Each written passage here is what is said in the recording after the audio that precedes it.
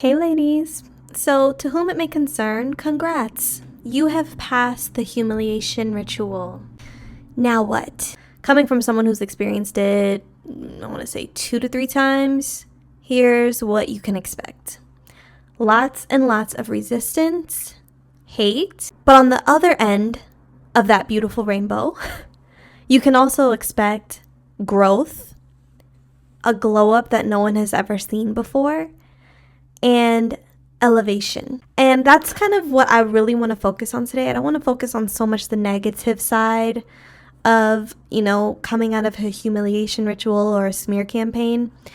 I want to really, majority of this video, focus on the beauty and the growth and the change, the good, positive change that comes after you survive something like this. So, first and foremost, surviving a humiliation ritual is definitely something that should not be taken lightly. I think not a lot of people can bounce back from things like that. People go into permanent states of depression after enduring something like that.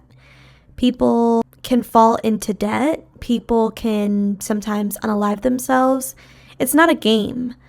And that's the ugly and scary thing about bullying, about smear campaigns, about humiliation, about narcissists and sociopaths, is that their end goal ultimately is that they do something to you that is so drastic, so far left, so disgusting that you never really stand up again. And that's why so many people will fall off and never show their face again, or go into hiding, or, like I said, unalive themselves, unfortunately, because that was the goal. The goal is to do the ultimate amount of damage, especially when we unpack what humiliation means. Like, at its core, it's meant to destroy your self-esteem, your self-confidence, and your reputation. It's made for you to feel exposed, for you to feel naked in front of people, symbolically. And it is a very mind-altering experience.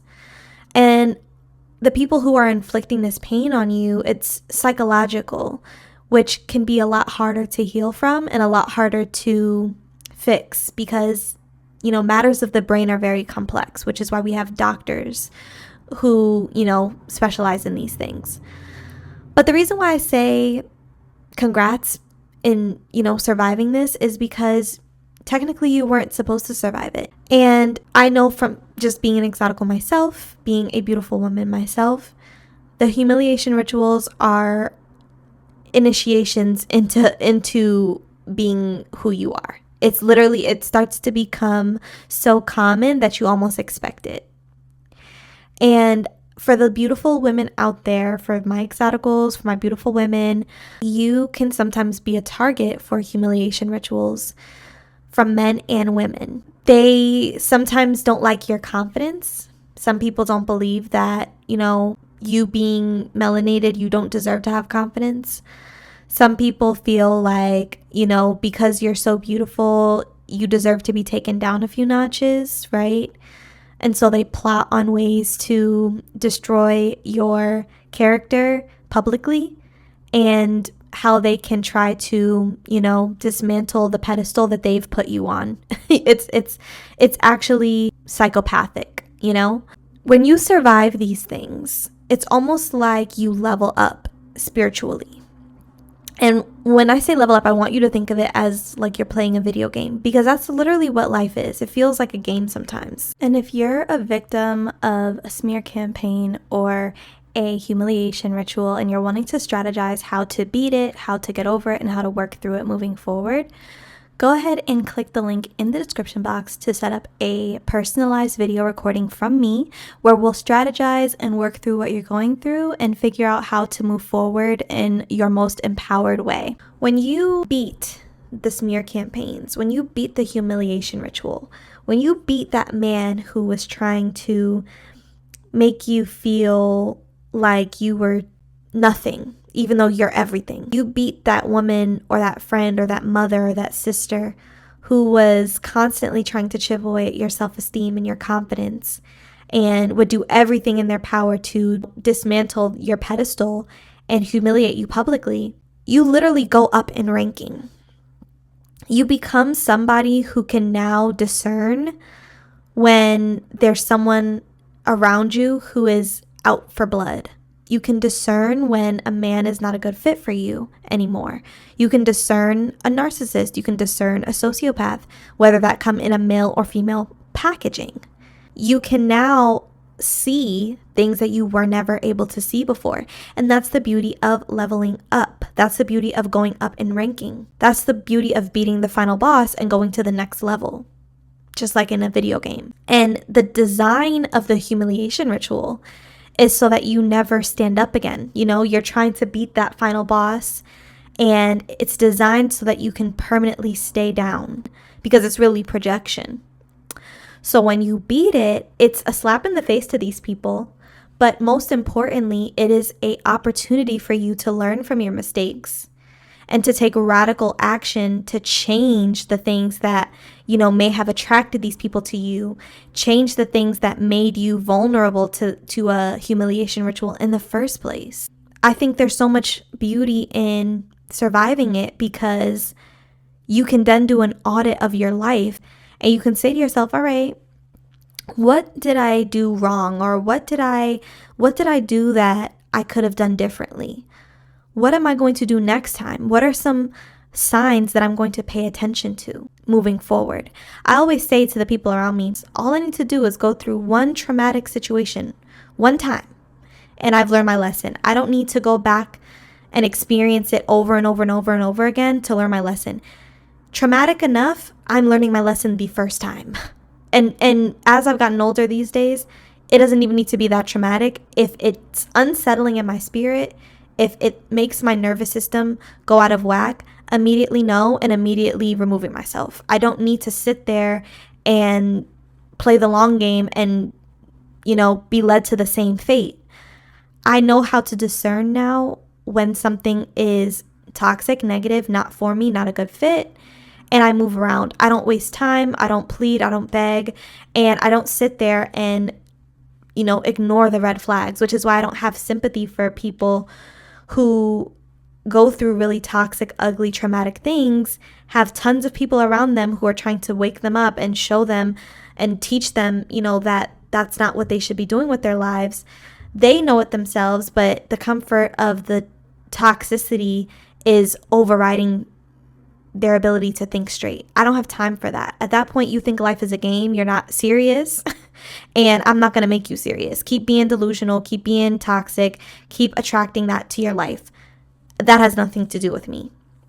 You know, all I need to do is experience one traumatic thing to learn permanently. And I really unpack the experience so that I can know for next time. And this is what makes you stronger in the long haul, ladies. When you go through things, it's really not to break you. It's to make you. It's to grow you. It's to develop you. And that's something that I had to learn as someone who has gone through many attacks in life from all different aspects. I've been attacked on the workplace. I've been attacked at home with my family. I've been attacked by a man. I've been attacked by friends. No one is going to prepare you for these types of people who enjoy humiliating you, who enjoy creating smear campaigns, who enjoy making you their footstool and their doormat. No one's preparing you for it. So unfortunately for some of us who didn't have, you know, people to teach us these things and be forthcoming about the real deal when it comes to sociopaths and psychopaths and narcissists and just toxic people in general, a lot of us had to learn from experience. So what I want you ladies to take from this conversation is never feel like the humiliation ritual was there to take you out. Something happened in that ritual that they were trying to do to you that was really meant to grow you and for you to learn from it. Whenever you survive something that is super traumatic, first of all, it's a big deal because not a lot of people do. So give yourself grace and pat yourself on the back for that. But also understand that it was meant to develop you and teach you something that you wouldn't have known otherwise. And one thing about it, I have great pride in knowing that I have beat my enemies because I'm still here. I'm still kicking. I'm still alive. I'm better than I was before. in every way, and they didn't win. And they don't win when you stand up again. I am the type of girl that I'm gonna get knocked down 9 times, stand up 10 type of girl. I take great satisfaction in being able to stand up after someone tries to take me down, because one thing about people trying to take you down, if anything, that just shows how powerful you are. It shows who you walk with. For those that get it, they get it. It shows and it proves to you that you are powerful and that you have something that people want. And the last thing you should do when someone wants something that you have, or someone's envious, or someone's jealous, or someone hates you for no reason, or someone's intimidated by you, the last thing you need to do is go into hiding, change yourself, or unalive yourself because somebody wants what you have. Are you kidding me? The best thing that you can do is to survive, is to get up 10, get knocked down 9 times and you get up 10. These people want you out of here. They want your life. They want you to not shine. They want you to not be who you are. The biggest slap in the face to them when they did all of this to basically end you is that you stand up regardless. It kills them. They literally can't take it. I've seen friends turn to enemies because they've tried to do this covertly. They've tried to do this, backdooring, weird,